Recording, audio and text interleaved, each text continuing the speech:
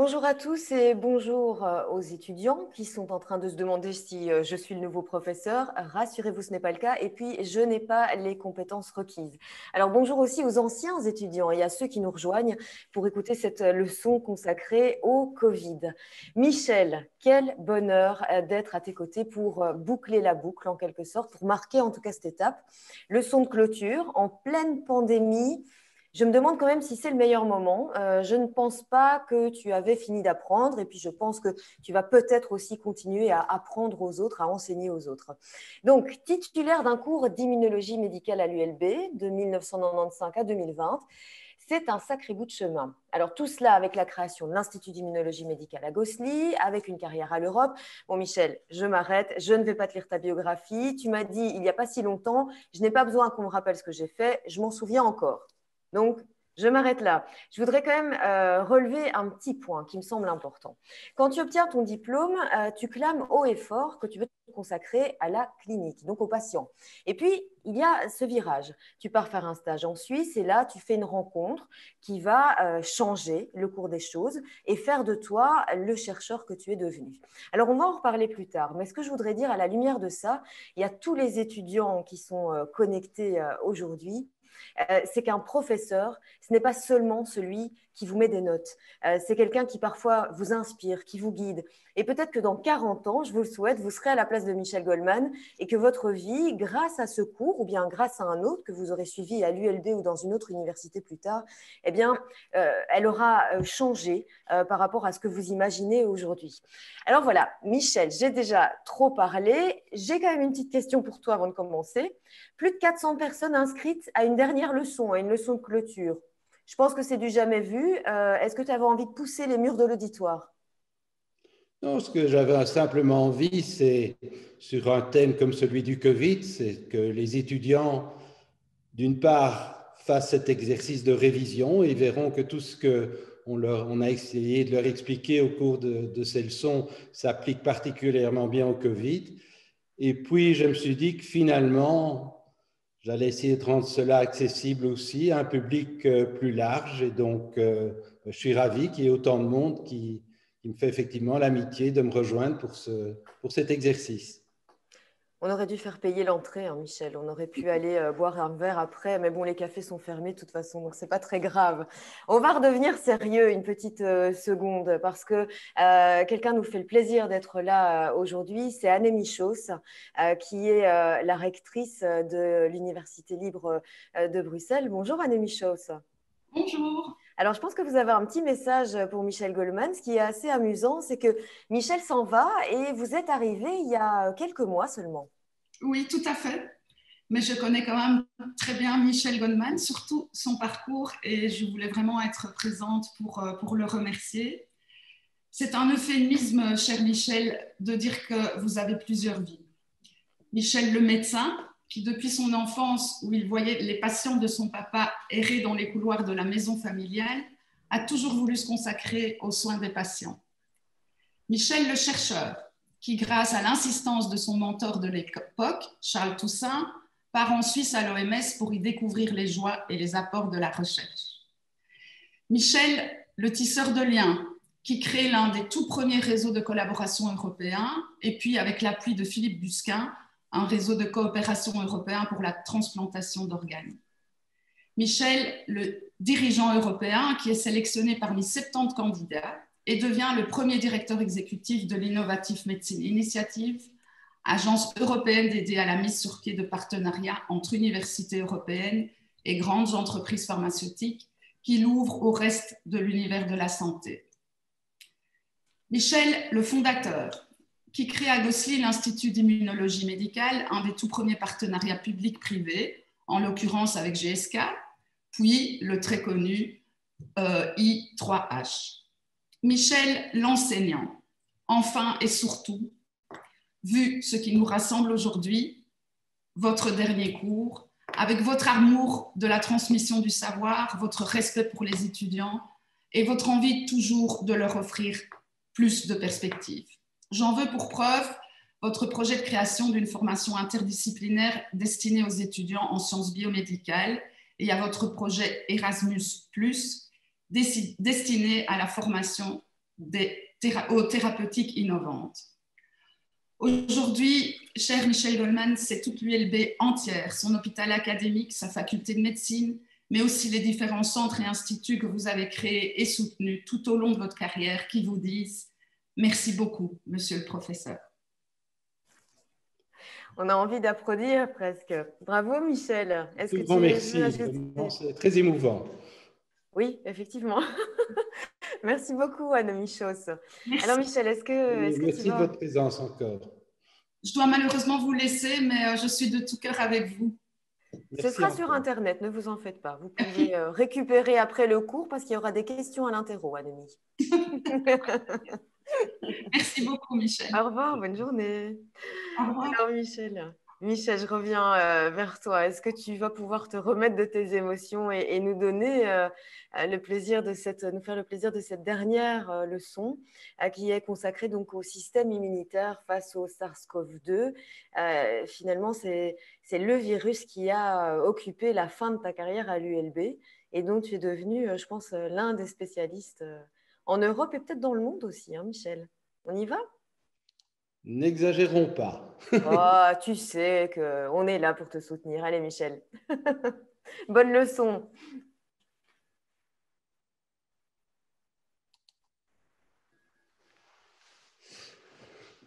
Voilà, je remercie encore toutes celles et tous ceux qui se sont joints à nos étudiants. Et je voudrais commencer par vous dire que le but de cette leçon, c'est avant tout de faire le point et de vous montrer que malgré la progression fulgurante des connaissances au cours des 12 derniers mois, ça a été très vite, il reste en fait beaucoup d'incertitudes. Ce sera en fait mon premier message. Et de ce point de vue, comme l'écrivait déjà William Osler il y a plus de 100 ans, je pense qu'il est important qu'on garde tous à l'esprit aujourd'hui que la médecine reste une science empreinte d'incertitude et aussi un art, celui d'interpréter les probabilités. Maintenant, pour situer le cadre de cette leçon, commençons par rappeler l'histoire naturelle de la maladie. Alors, comme vous le savez, le virus est véhiculé dans l'atmosphère, dans l'air que nous respirons, et il pénètre par les voies aériennes supérieures. Et pour des raisons que l'on ne comprend pas encore très bien chez un nombre significatif d'individus, on parle de plusieurs dizaines de pourcents, eh bien finalement le virus va vivre en bonne entente avec son hôte et il n'y aura pas de symptômes qui vont se développer. C'est les fameux asymptomatiques qui, suivant les séries, vont représenter de l'ordre de la moitié des sujets. Ce dont on va parler aujourd'hui, c'est de la maladie. C'est-à-dire que lorsque succède à la phase d'incubation, la phase présymptomatique qui dure quelques jours, des symptômes. Et ce que montre cette diapositive, c'est que dans les premiers jours qui vont suivre l'infection, eh bien effectivement, le virus se multiplie. Il nous envahit essentiellement nos voies aériennes, les voies aériennes supérieures, et puis il va gagner progressivement l'arbre respiratoire inférieur jusque dans les poumons. Et vous voyez cette phase où on peut mesurer, disons, la multiplication du virus. Et puis, vous voyez que finalement, au bout de quelques jours, on va contrôler ce virus. Et notre réaction va permettre une décroissance de la multiplication virale. Et si vous voulez, si on s'arrête là, on se retrouve devant la situation d'une infection aiguë habituelle. Les symptômes vont être ceux d'un gros rhume ou d'une grippe, et heureusement, chez un nombre significatif de patients, eh bien, au bout d'une bonne semaine, un peu plus, les symptômes vont disparaître à mesure qu'effectivement que le virus progressivement disparaît.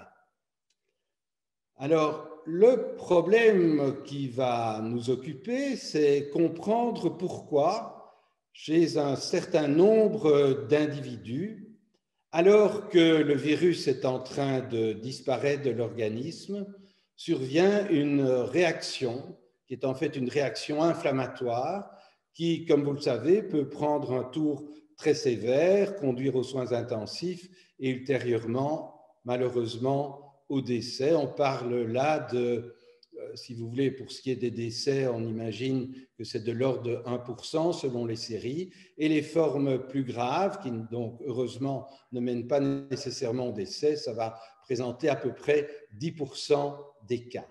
Et donc le premier message, c'est de réaliser que cette phase qui est celle qui est la plus dramatique, qui a été dévastatrice, eh bien, elle survient alors que finalement le virus paraît sous contrôle. Donc ce sont des effets indirects qui ont été enclenchés par le virus qui sont responsables de cette phase tardive. Alors bien entendu, toute notre préoccupation aujourd'hui, c'est de prévenir ces formes graves. Et pour les prévenir, eh bien, le mieux, c'est évidemment d'agir très tôt. Donc, on va commencer cette leçon par essayer de voir comment on se défend dans les premiers jours qui suivent l'invasion par le virus. Et comme les étudiants l'ont appris au cours des premiers cours, on dispose d'un système immunitaire qui s'appelle le système de l'immunité innée, qui peut réagir très vite vis-à-vis de l'agresseur, en quelques heures à quelques jours. Et pour ce qui est de ce coronavirus, le système de défense, cette première ligne la plus importante, fait appel à des substances qu'on appelle les interférons de type 1. Ces interférons font partie de cette famille qu'on appelle la famille des cytokines, sont en fait des hormones du système immunitaire. Et ces interférons de type 1, qui vont nous permettre d'attaquer rapidement le virus, ils sont produits d'une part par les premières cellules que le virus va rencontrer, déjà au niveau de nos narines, puis au niveau de l'arbre respiratoire. Et ces cellules vont effectivement produire ces interférons de type 1. Et puis il y a d'autres cellules qui appartiennent, elles, au système immunitaire, qui sont spécialisées dans la production de ces interférons de type 1. Ce sont les cellules dendritiques plasmacytoïdes.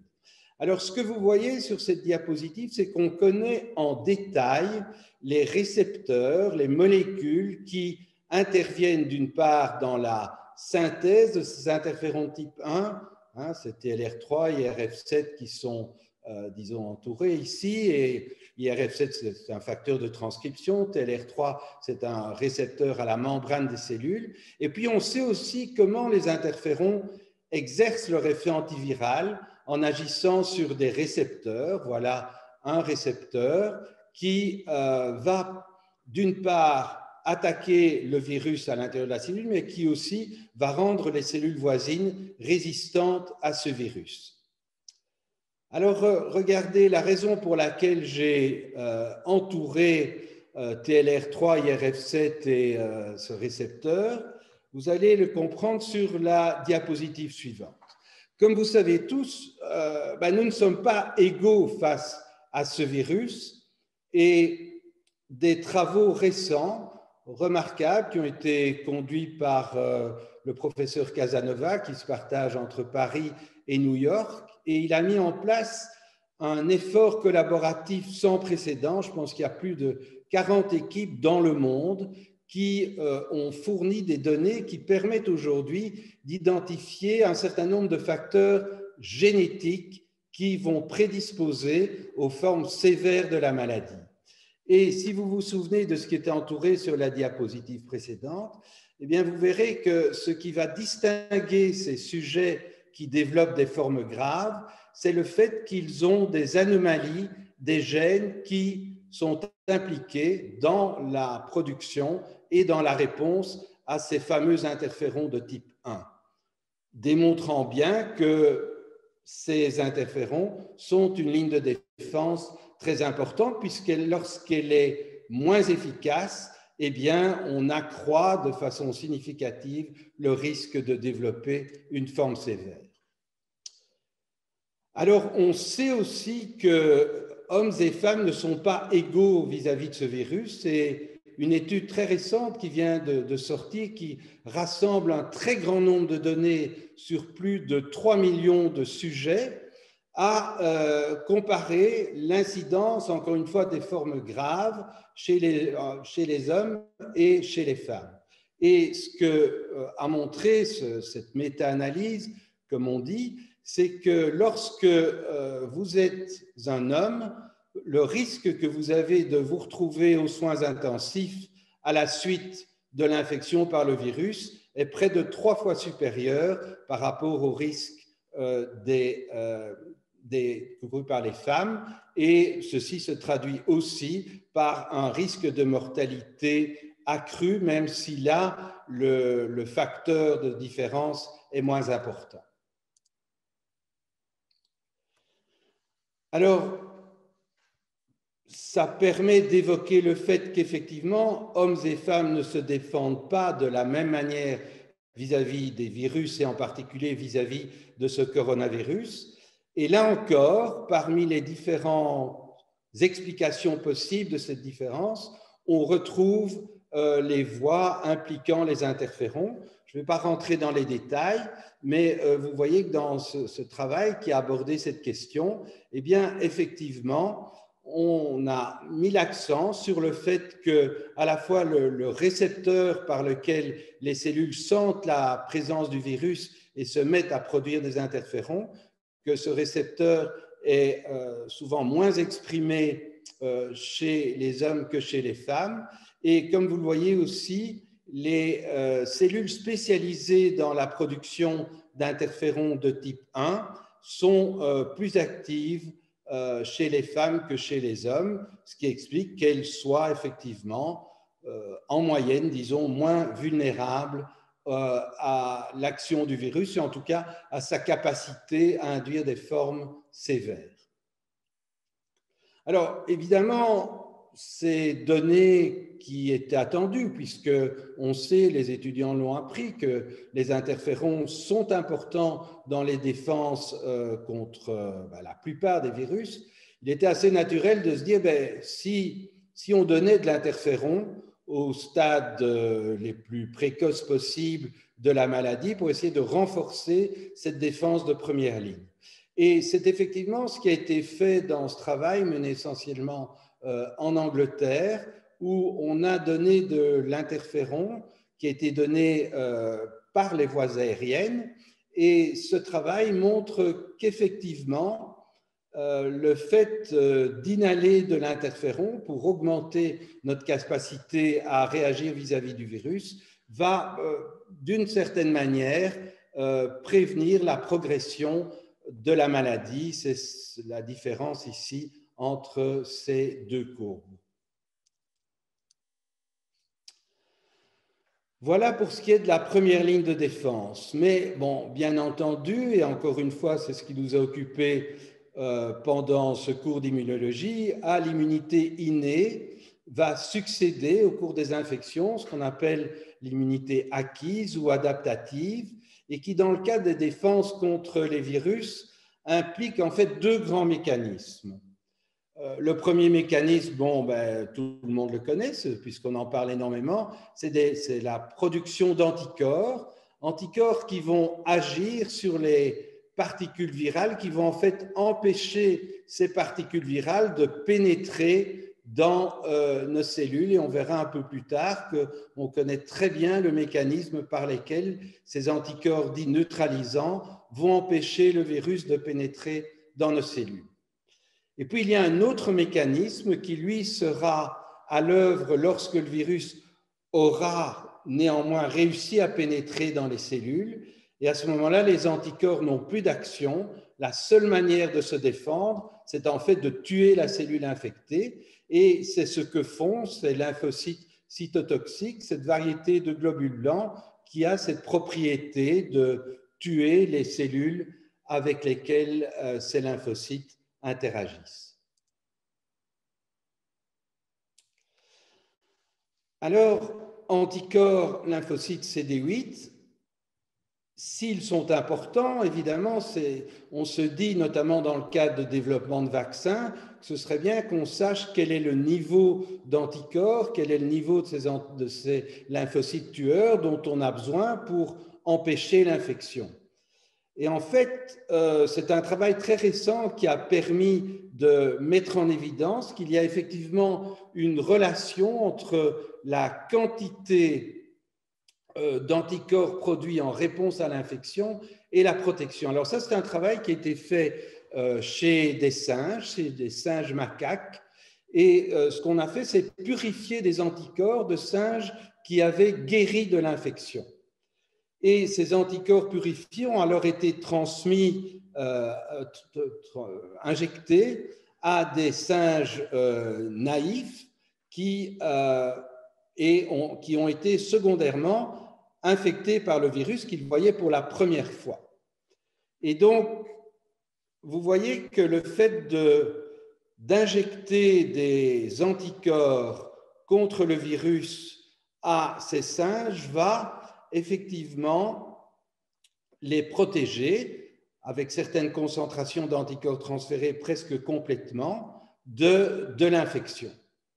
Et donc, ce que montre aussi cette diapositive, c'est qu'il y a une relation avec la dose d'anticorps transférés. Ça, c'est très important puisque ça donne l'indication qu'effectivement, en mesurant la quantité d'anticorps produite, on pourrait avoir une bonne idée de la protection, notamment de la protection que pourraient assurer les vaccins. C'est ce qu'on a l'habitude d'appeler les corrélats de protection. Et vous voyez ici que lorsqu'on transfère moins d'anticorps, eh bien, le virus arrive alors à se multiplier et ce en quantité croissante. Alors, dans le même travail, le rôle des lymphocytes tueurs a été bien démontré puisque si l'on détruit les lymphocytes tueurs avant d'infecter ces singes, eh bien, comme vous le voyez ici, on va favoriser grandement la multiplication du virus. Alors, ça, c'est chez le singe. Et donc, il y a toujours la question de savoir si ça peut, disons, si ça reflète vraiment la situation en clinique chez l'homme. Alors, voici une première indication où, cette fois-ci, ce qui a été fait, c'est de prendre des anticorps humains, donc qui ont été générés à partir de sujets qui ont guéri du Covid. Et on a injecté ces anticorps à des singes avant de les exposer au virus. Et encore une fois, ce que vous voyez ici, c'est que l'injection de ces anticorps, ce sont les points en couleur, préviennent pratiquement complètement la multiplication du virus qui a été quantifié par une méthode bien standardisée. On voit ici, chez les singes qui n'ont pas été traités par ces anticorps humains, que le virus se développe alors qu'il ne le fait pas lorsque ces anticorps humains ont été préalablement injectés. Alors, un mot de ces anticorps dits neutralisants. Je pense qu'il est important de réaliser qu'on comprend aujourd'hui très précisément comment ces anticorps agissent. Ils agissent en empêchant la clé qu'utilise le virus pour pénétrer dans les cellules. Et on connaît très bien la serrure que la clé du virus utilise pour pénétrer dans les cellules humaines. Et ce que font ces anticorps, c'est empêcher cette clé d'agir, c'est de la bloquer. Vous avez ici cet anticorps neutralisant qui se fixe sur cette clé, qui est cette fameuse protéine spike, cette spicule en français.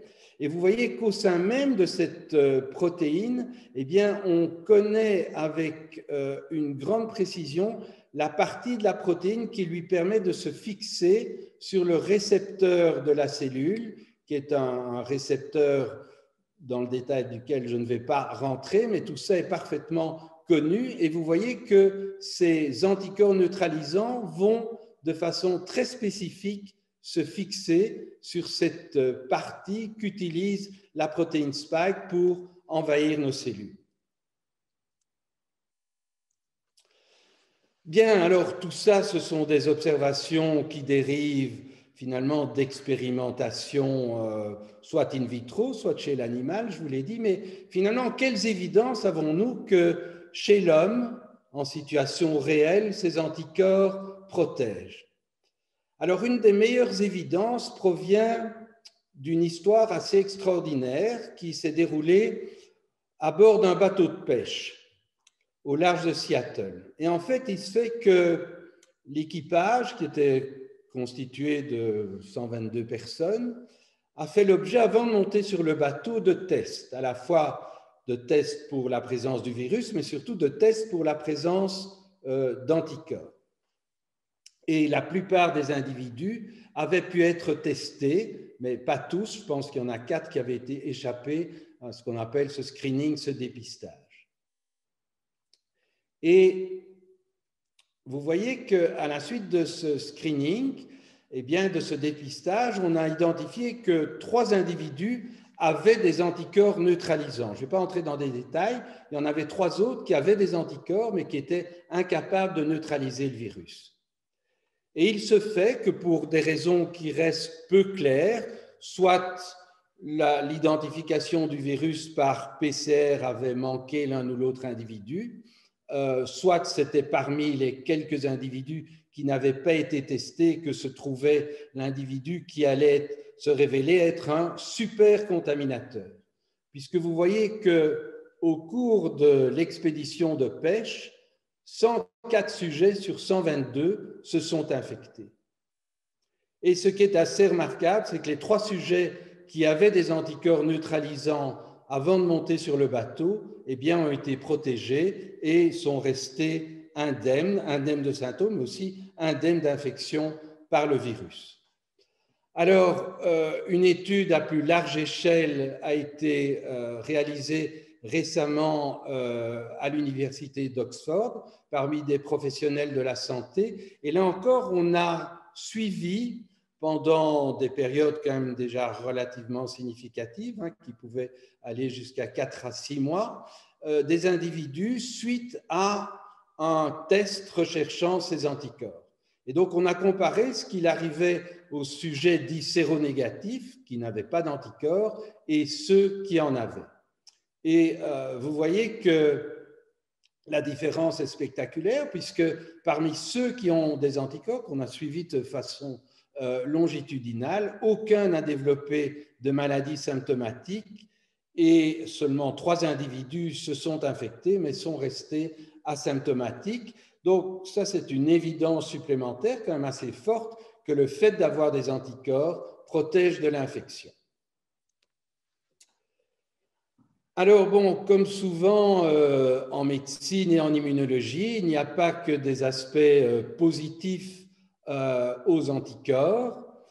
Vous voyez ici que certains anticorps qui ne neutralisent pas peuvent avoir en fait un effet délétère.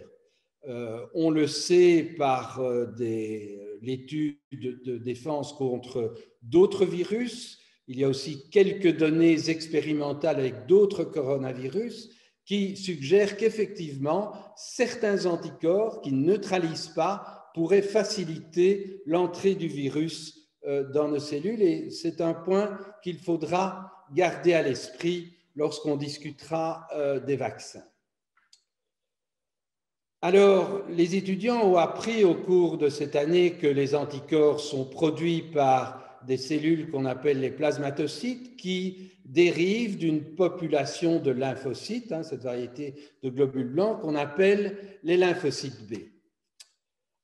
Alors, il est très important de réaliser ici que suite à une stimulation par un antigène, le lymphocyte B, et on a expliqué aux étudiants que ça se passait dans les ganglions lymphatiques, dans des zones bien particulières, dans les centres germinatifs, les lymphocytes B, suite à différentes interactions, notamment avec d'autres cellules, d'autres lymphocytes, vont effectivement soit se différencier en cellules qui vont produire des anticorps, ces fameux plasmatocytes, mais il y a une autre voie de différenciation possible qui est vers des cellules mémoire. Alors, ces cellules mémoire, elles ne vont pas produire d'anticorps, en tout cas pas immédiatement, mais elles vont garder la trace du contact avec l'antigène, dans le cas qui nous occupe, avec le virus, de telle sorte que si on devait rencontrer le virus ultérieurement ou l'antigène ultérieurement, ces lymphocytes B réagiraient très vite, se transformeraient très vite en plasmatocytes producteurs d'anticorps en grande quantité et très actifs, notamment en termes de neutralisation. Et disons que parmi les incertitudes que nous avons pour comprendre comment l'homme réagit, et en particulier son système immunitaire vis-à-vis du virus, eh bien, une des incertitudes est liée au fait qu'au laboratoire, ce qu'on peut mesurer facilement, ce sont les anticorps, évidemment, dans la circulation, dans le sérum. Alors, un point au passage, je ne vais pas m'attarder là-dessus, mais il y a aussi des anticorps produits localement, notamment au niveau de la sphère nasopharyngée, qui sont des anticorps spécialisés, qui pourraient aussi intervenir. On ne les mesure pas encore vraiment au laboratoire. Mais surtout, pour revenir à ce que je vous disais, qui est essentiel, c'est ces cellules mémoire.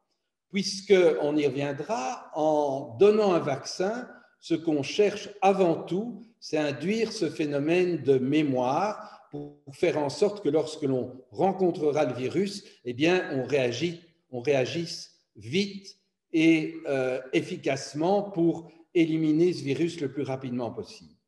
Et donc, un travail récent, qui n'est pas encore, disons, publié officiellement, mais qui est mené par vraiment les meilleures équipes. Donc, je vous montre ces données qui ont mesuré de façon spécifique les cellules douées de mémoire. Et par exemple, ici, ils ont mesuré au décours de l'infection l'apparition dans le sang de lymphocytes B mémoire, producteurs de ces anticorps dits IgG qui seront pour la plupart neutralisants. Et disons, ce que je veux simplement vous illustrer ici par cette courbe en rouge, c'est que vous voyez que pendant une période longue, on parle ici au-delà de 6 mois, puisque ici on est à 180 jours, eh bien on voit qu'il y a toujours dans le sang des cellules mémoire en grande quantité. Vous voyez que ça diminue peut-être progressivement dans les mois qui viennent, mais quand même on peut aujourd'hui affirmer que même si des anticorps ne sont plus détectables, disons 3 ou 4 mois après l'infection, eh bien qu'il subsiste chez la plupart des sujets qui ont été infectés dans leur sang des cellules qui pourront être mobilisées très vite si on devait rencontrer le virus à nouveau. Et c'est ça qui probablement donne l'explication à l'observation. C'est une question qu'on nous pose souvent. On a fait le Covid, est-ce qu'on court le risque de le refaire une deuxième fois?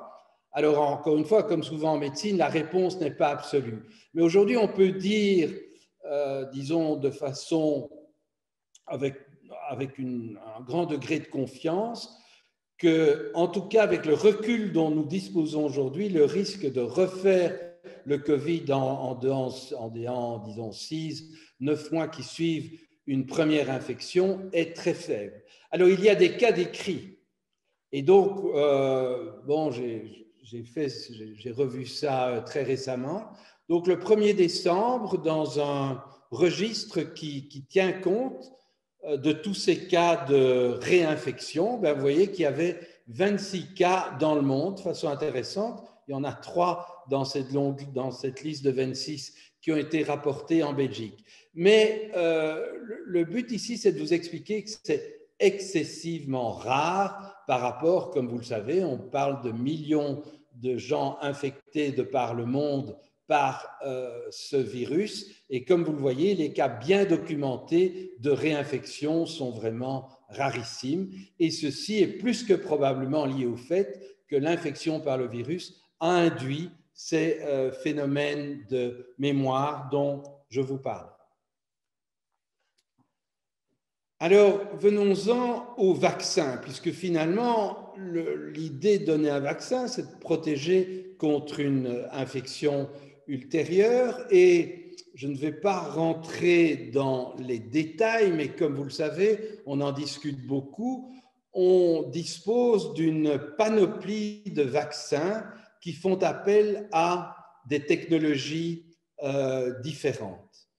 Encore une fois, bon, je ne veux pas allonger trop cette leçon, donc je ne vais pas, disons, rentrer dans les détails, mais il y a quand même deux points que je voudrais souligner. C'est que les effets que l'on est en droit d'attendre de ces vaccins, eh bien, risquent bien d'être différents d'un type de vaccin à l'autre.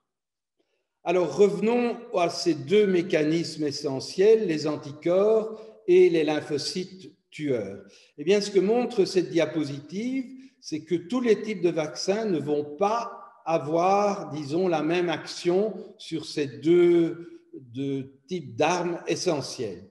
Et notamment, et ça c'est plutôt une bonne nouvelle, puisque les premiers vaccins qui arrivent, en particulier les vaccins ARN messagers, font appel à ça. C'est donc des vaccins basés sur des acides nucléiques. Et comme vous le voyez, ces vaccins induisent à la fois des anticorps et des lymphocytes T cytotoxiques, à la fois des lymphocytes B mémoire et des lymphocytes T cytotoxiques, ou en tout cas CD8 mémoire. Vous voyez que ce ne sera pas le cas avec tous les vaccins qui vont arriver, donc c'est certainement quelque chose qu'il faut garder en mémoire. Et puisqu'on parle de mémoire et que j'ai insisté sur l'importance de la mémoire, voici une étude faite chez l'animal. C'est une étude expérimentale et dont nous ne pouvons pas tirer de conclusions définitives sur ce qui va se passer avec les vaccins utilisés chez l'homme, mais il montre quand même qu'il peut y avoir des différences entre les différents types de vaccins en termes de mémoire. Voici un vaccin ARN comparé à un vaccin plus classique, protéines plus adjuvants. C'est des vaccins du genre du vaccin contre l'hépatite B ou contre le papillomavirus, par exemple. Et vous voyez qu'en tout cas dans cette expérience, encore une fois chez la souris, mais quand même qu'il y a une différence, que les vaccins ARN sont beaucoup plus efficaces pour induire ces fameux lymphocytes B mémoire. Alors, puisque j'en suis au vaccin, je voudrais ici dire deux choses. La première, c'est qu'il y a encore beaucoup d'incertitudes sur quels vont être les effets des vaccins. Est-ce qu'ils vont vraiment permettre de casser complètement les chaînes de transmission ou est-ce qu'ils vont simplement protéger de la maladie? On ne le sait pas encore, mais je pense que ce que l'on peut dire avec les essais publiés aujourd'hui sur plus de 40 000 sujets vaccinés, c'est que plus que probablement, avec ces vaccins, nous allons protéger des formes les plus graves. Donc, on va pouvoir effectivement se retrouver dans une situation très différente de ces vagues dévastatrices, puisque vous voyez que si l'on combine ces trois études, eh bien, il n'y a eu qu'un seul sujet vacciné qui a développé une forme sévère de la maladie sur ce grand nombre, je l'ai dit, 40 000 sujets qui ont été vaccinés. Et par opposition, comme vous le voyez, il y a quand même eu ici plus de 50 cas de maladies sévères dans le groupe témoin. Alors évidemment, une autre question essentielle que j'ai déjà abordée rapidement, c'est les risques liés à l'administration de vaccins. Pour les étudiants, vous savez qu'hier, on a fait rapport de 2 cas de réactions dites anaphylactiques, qui sont des réactions d'allergie aiguë chez les premiers sujets anglais qui ont été vaccinés. On n'a pas encore beaucoup de détails, mais simplement, encore une fois, pour les étudiants, c'est vraiment le prototype des réactions d'hypersensibilité de type 1 liées en principe à des anticorps IgE fixés sur les mastocytes. C'est rarissime. Alors, ce qui s'est passé exactement, nous ne le savons pas. Ce que l'on sait par rapport aux vaccins que l'on donne habituellement, c'est que ce type de réaction survient au pire dans un cas sur 1 million. Encore une fois, il faudra comprendre en détail ce qui s'est passé chez les 2 sujets rapportés hier en Angleterre. Alors, ce qui est un sujet qui a beaucoup occupé tous ceux qui ont développé les vaccins contre le Covid, c'est une complication que l'on peut craindre, qui est que l'on induise des anticorps qui ne neutralisent pas le virus, mais qui, au contraire, facilitent sa pénétration dans les cellules. Et je peux vous dire qu'énormément de précautions ont été prises tout au long des différentes phases de développement, en commençant par l'animal, mais aussi les premières études chez l'homme, pour s'assurer que ces vaccins n'induisent pas ce phénomène. De la même manière, on sait que certains vaccins qui touchent des maladies respiratoires, en particulier un vaccin contre un autre virus, qui est le virus respiratoire syncytial, peuvent avoir des inconvénients en favorisant certains types de réactions inflammatoires suite à l'exposition par le virus. Là encore, beaucoup de précautions sont prises pour que l'on ne soit pas confronté à ce type de complications avec les vaccins contre le Covid. Alors, un mot rapide pour vous dire que tout le monde ne va pas pouvoir bénéficier des vaccins. Nous ne sommes pas non plus égaux dans la manière dont nous répondons aux vaccins. On sait que les sujets plus âgés répondent moins efficacement. Surtout, on sait qu'il y a des maladies et encore plus des traitements qui ciblent notre système immunitaire et qui vont l'empêcher de répondre comme il faudrait à ces vaccins.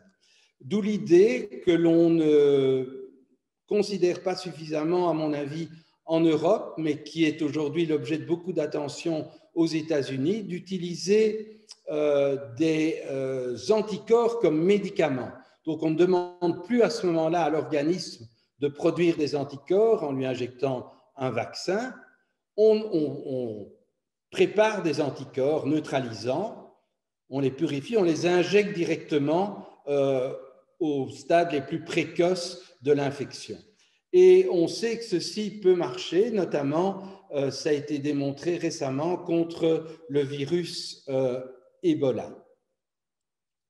Et il y a en fait aujourd'hui une véritable course aux anticorps thérapeutiques qui est engagée essentiellement aux États-Unis, avec l'idée que ces anticorps permettent de neutraliser le virus et permettent éventuellement, par des anticorps qui sont conçus pour cela, de faciliter l'induction de réponses immunes contre le virus. Donc, juste l'inverse du phénomène indésirable que je vous décrivais. Et il y a effectivement des techniques de génie génétique, dans le détail desquelles je n'entrerai pas, qui permettent, si vous voulez, lorsque l'anticorps a fixé le virus, de l'orienter vers des cellules qui vont notamment induire des réponses très fortes de ces fameux lymphocytes tueurs, de ces fameux lymphocytes cytotoxiques. Et ceci, c'est simplement une étude clinique récente qui démontre que ces anticorps administrés précocement après l'exposition au virus permettent de diviser par 4 chez les sujets à haut risque le risque de se retrouver hospitalisé avec une forme grave. Bien, alors je voudrais terminer en vous disant quand même un mot de ces formes graves et de cet état d'hyperinflammation qui survient chez certains sujets. Alors, cet état hyperinflammatoire, comme vous le savez, il conduit à des situations dramatiques. Elles ont été revues tout récemment dans ce journal de référence, le New England Journal of Medicine. Bien entendu, ça touche avant tout les poumons, mais vous voyez que tous les autres organes vitaux peuvent être atteints. Alors, cette diapositive, je demanderai aux étudiants de l'analyser, de l'étudier en détail, parce qu'elle permet de voir qu'en fait, dans cette réaction hyperinflammatoire, dans cette inflammation exacerbée, eh bien, on voit intervenir beaucoup des éléments du fonctionnement du système immunitaire. Ça veut dire quoi? Ça veut dire que ce système qui permet de nous défendre, d'éliminer de ce virus, eh bien, ce même système peut être à l'origine des formes les plus graves et peut effectivement tuer un certain nombre de patients, montrant bien l'importance de tous ces phénomènes de régulation dont j'ai eu l'occasion de parler au cours de ces leçons.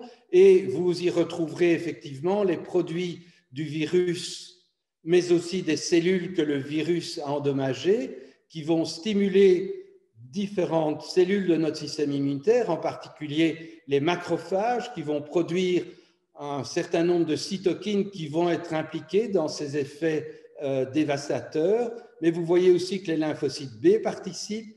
On a parlé d'auto-immunité. Eh bien, il y a les lymphocytes B qui vont produire des auto-anticorps qui vont notamment contribuer à des phénomènes de thrombose. Et vous voyez que les lymphocytes T aussi, d'ailleurs, ces mêmes lymphocytes T CD8, lorsque leur activité est trop intense, eh bien, ils peuvent être à l'origine de dommages tissulaires très importants. Voilà, on arrive vraiment à la fin. Alors, je vous ai parlé de différents médiateurs de cette réaction, disons, hyper-inflammatoire. Alors, j'ai voulu terminer en insistant sur, disons, un type de médiateur qu'on n'invoque pas suffisamment en général. Vous l'avez vu, on parle des cytokines, on parle de la tempête cytokinique, et on oublie des médiateurs qui semblent très importants, qui sont des produits de l'activation du complément. Alors, encore une fois, je ne vais pas refaire le cours sur ce système du complément. Simplement, comme vous le voyez, il va avoir différentes actions, va contribuer à différents dommages tissulaires et aussi, comme vous le voyez, contribuer à activer la coagulation. Et comme je l'ai déjà évoqué, les phénomènes de thrombose vont être des phénomènes très importants, très souvent dans les formes graves. Et la raison pour laquelle je termine par le système du complément et le rôle du système du complément dans cette tempête, cet emballement du système immunitaire, c'est parce que c'est un système qui a été en fait découvert par quelqu'un que nous connaissons bien à l'Université libre de Bruxelles. C'est en fait un des pères fondateurs de l'immunologie, il s'appelle Jules Bordet, et en fait, c'est par cette découverte qu'il a été récompensé du prix Nobel de médecine. Et figurez-vous que c'est exactement il y a un siècle qu'il a reçu ce prix Nobel. Et en fait, comme Jules Bordet aimait l'expliquer aux étudiants en médecine de l'ULB, auxquels il enseignait la microbiologie, on ne parlait pas encore d'immunologie à l'époque, c'est son intérêt pour la chimie et la physique qui lui a permis de démontrer que les anticorps ont besoin de ce système du complément pour exercer leur action, non seulement dans la défense contre les infections, mais aussi contre certains dommages tissulaires. Et donc, ce message sur l'importance de l'interdisciplinarité me semble on ne peut plus actuel. Et donc, c'est sur cette citation de Jules Bordet que j'ai choisi de terminer cette leçon. L'un des grands services que chaque science peut rendre à nos recherches, c'est de nous inviter, en nous servant d'introductrice, à la quitter pour sa voisine. Je vous remercie de votre attention.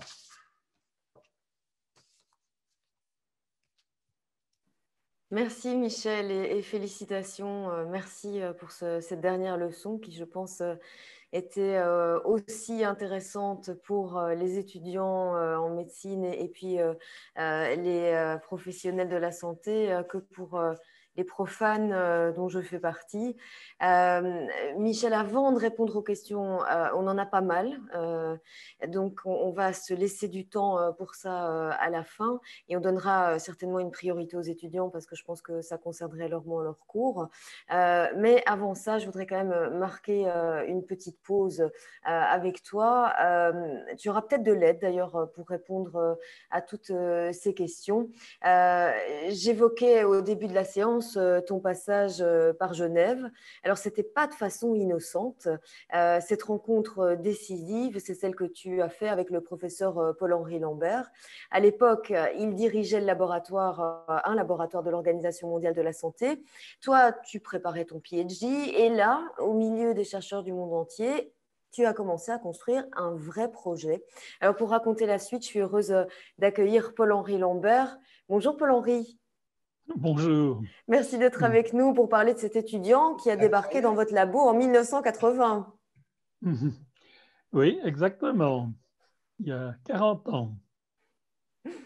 On vous écoute. Et Michel, je te remercie beaucoup de m'avoir invité pour ton dernier cours et ta revue de l'immunologie du Covid-19 était vraiment excellente.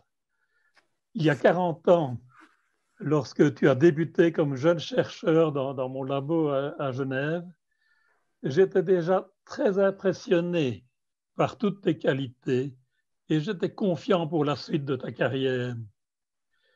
Je me souviens bien, si je me souviens en fait, tu avais même obtenu la note maximale pour ton doctorat présenté à l'Université de Genève. Nous vous avions logé avec ton épouse Michel dans un très très vieux chalet plein de craquements qui appartenait à l'hôpital universitaire. Et vous pouvez voir derrière moi la photo de ce chalet, qui d'ailleurs n'existe plus car il n'a pas survécu à ton passage, je pense. Alors je pense que cet endroit très particulier a dû influencer ta créativité. C'est en tout cas dans ce chalet que tu as démarré l'agrandissement de ta famille et assuré ta postérité. Nous en étions tous ravis pour vous deux. De ton passage dans nos montagnes, il est resté une amitié très profonde entre nous. Et en fait, celle-ci s'est maintenue jusqu'à aujourd'hui. Et cela m'a permis d'assister à l'éclosion à ton éclosion académique à Erasme, puis à Gosselies, dans l'Institut d'immunologie médicale. En fait, tu as fondé cet institut et tu l'as dirigé en partenariat avec l'université, la région Wallonne et GSK. Et c'est un modèle qui était assez rare à l'époque. En fait, ce n'était pas du tout courant. Et je crois que ce qui est intéressant, c'est que ce type de collaboration est maintenant devenu la règle en recherche médicale et on le voit particulièrement pour les vaccins contre le Covid-19.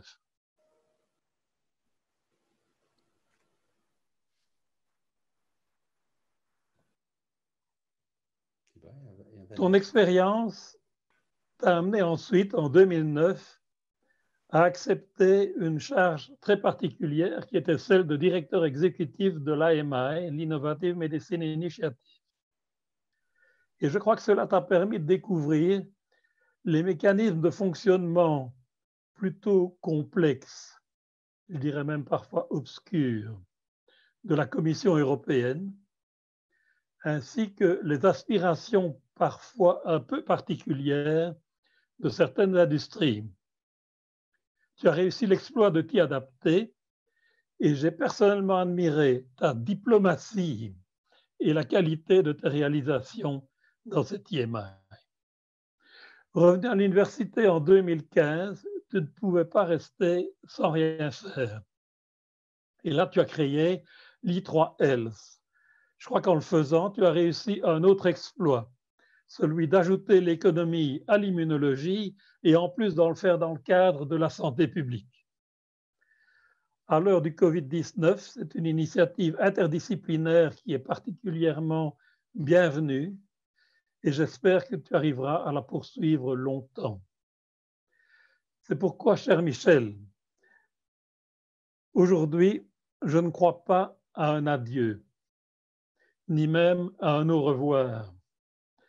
Je pense que cette retraite est un fake news. Tu seras probablement plus occupé dans les prochaines années que tu ne l'étais pendant toute ta carrière, et j'en ai fait moi-même l'expérience. On peut te dire merci pour tout ce que tu as fait pour notre discipline. Je te souhaite beaucoup de succès, beaucoup de plaisir dans tes occupations futures, et tu pourras aussi t'occuper un peu plus de ta famille, et je crois qu'elle l'a bien mérité. Au revoir.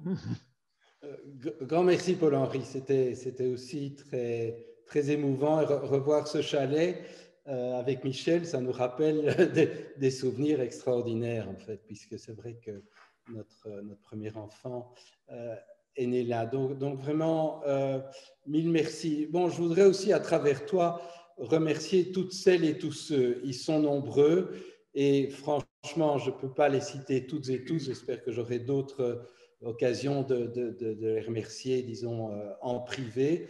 Mais c'est sûr qu'un parcours comme celui-là, bon, il n'est possible que par des rencontres. Et bon, la rencontre avec toi a été effectivement déterminante, mais il y a eu beaucoup d'autres rencontres essentielles et franchement, aujourd'hui, je repense beaucoup à toutes celles et tous ceux qui m'ont soutenu. Je soulignerai notamment tous ceux qui m'ont accompagné dans mon parcours scientifique, dans nos travaux de recherche. Et ce que je voudrais dire, je me souviens très bien que lorsque j'ai été nommé à Erasme, tu m'as dit, écoute, bravo, félicitations, mais tu sais maintenant, ce que tu dois prouver, c'est que tu es capable de transmettre et que après toi, effectivement, d'autres vont pouvoir effectivement développer ces activités. Et je dois dire que peut-être qu'aujourd'hui, une des choses dont je suis le plus heureux, c'est de réaliser que beaucoup de celles et ceux qui m'ont accompagné au cours de leur carrière, j'ai eu l'occasion parfois de former, eh bien, occupent aujourd'hui, pas seulement en Belgique, mais ailleurs dans le monde, des fonctions importantes.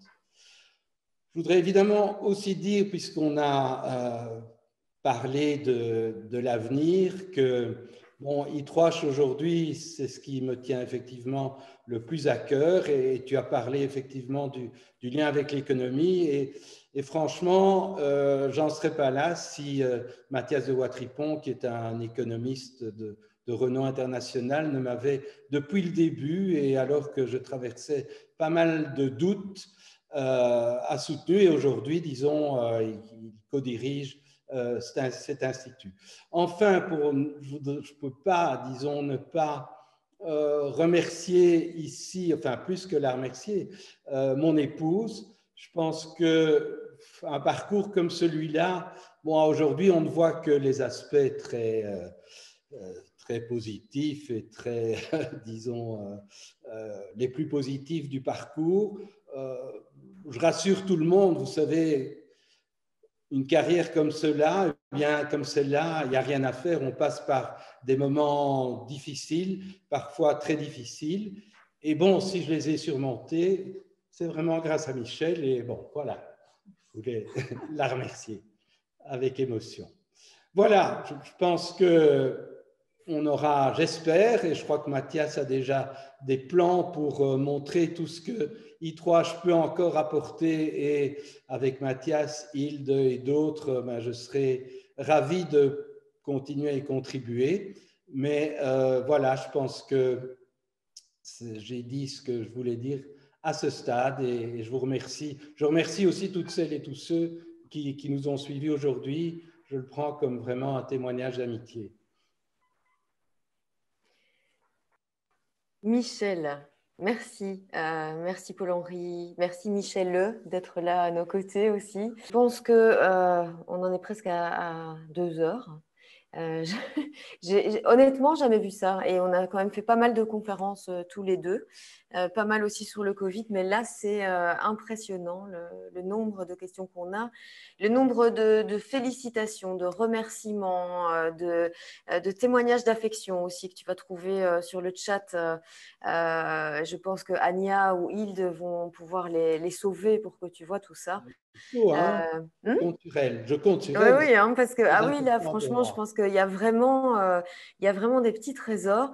Je voudrais préciser pour ceux pour qui peut-être la réponse n'est pas encore arrivée, eh bien qu'ils auront une deuxième chance, peut-être de poursuivre la discussion. Et tu seras là d'ailleurs aussi, Michel. Même si tu ne fais pas partie des orateurs, ce sera ce samedi avec l'Académie royale de médecine de Belgique qui tient une séance sur Jules Bordet, et certains des intervenants parleront du Covid. Et donc, voilà, n'hésitez pas à nous rejoindre. Ania va vous mettre le lien de la chaîne YouTube de l'Académie de Belgique. Autrement, vous pouvez trouver ce lien sur le site www.armb, comme Académie royale de médecine de Belgique.be. Voilà, et ça commence à 9h30, donc n'oubliez pas de vous lever tôt, même si c'est samedi. Michel, je vais te laisser la parole. Je vais refermer cette conférence. Cela dit, même si je vais te laisser le mot de la fin, je voudrais quand même en dire un petit, parce que moi aussi, tu es arrivé comme une personne qui a un petit peu changé le cours de ma vie, ou en tout cas qui est arrivé au bon moment quand je changeais, moi, le cours de ma vie. Et depuis, c'est un bonheur permanent de travailler avec toi. J'ai pour habitude de dire qu'avec toi, sky is the limit. Et c'est vrai, ce sont des projets, ce sont des combats de santé publique qu'on mène avec toi.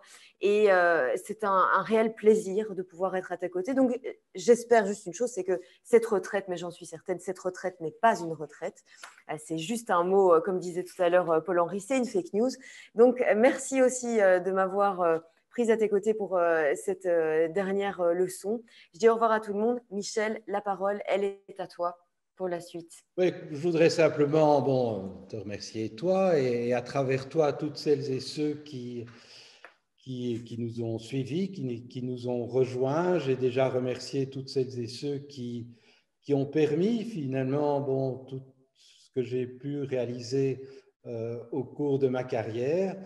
Franchement, j'ai l'espoir et j'ai le sentiment qu'il y a encore pas mal de choses à faire sur le Covid et sur d'autres questions de santé qui me tiennent à cœur. Donc, je suis sûr et j'espère que j'aurai l'occasion de retrouver beaucoup d'entre vous, si possible dans des circonstances encore plus conviviales.